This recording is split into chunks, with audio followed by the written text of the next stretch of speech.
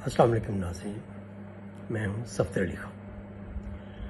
آج میں آپ سے جو بات کرنا چاہ رہا ہوں وہ نجکاری کے حوالے سے جو پلان چل رہا ہے اس وقت گورنمنٹ کے لیول پر، وہ ٹاپک میرا آج کا موضوع ہے۔ اس میں انفارمیشن یہ دی گئی ہے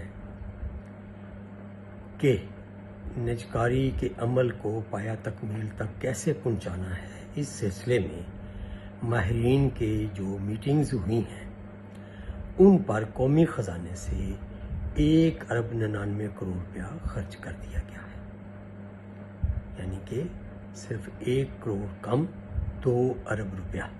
کس بات پہ؟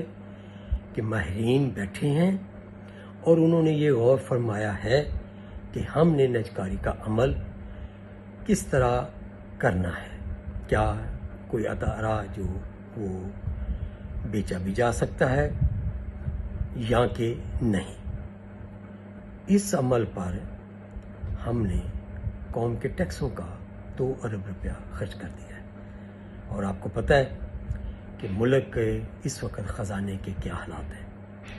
ٹیکس غریب طبقہ دے رہا ہے، جبکہ اشرافیہ اور اس ملک کا دکاندار اس میں شامل ہی نہیں ہے، اگر شامل ہے تو بہت کم ہے، جبکہ سرکاری ملازمین اور عام شخص جو اپنے گھر کی گروسری وغیرہ کے لیے بازار جاتا ہے اور پیٹرول اپنی موٹر سائیکل میں ڈلواتا ہے، ذمہ دار ایک غریب کسان اپنے ٹریکٹر میں جو تیل ڈلواتا ہے، گھر میں جو ہماری مائیں بہنیں چولہا جلاتی ہیں اس کی جو گیس استعمال ہوتی ہے، ان تمام میں ہم نے انڈائریکٹ ٹیکس سے بے شمار ٹیکسز لگائے ہوئے ہیں۔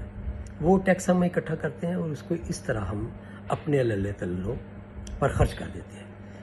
یہ ہے ہماری ساری کی ساری کہانی، اور اس عمل پہ ابھی تک پیش رفت یہ ہے کہ جو ماہرین بیٹھے ہیں ان کی کسی صاحب رائے پر عمل نہیں ہو سکا، اور حکومت وقت نے کوئی بھی ابھی تک نجکاری کا عمل شروع ہی نہیں کیا۔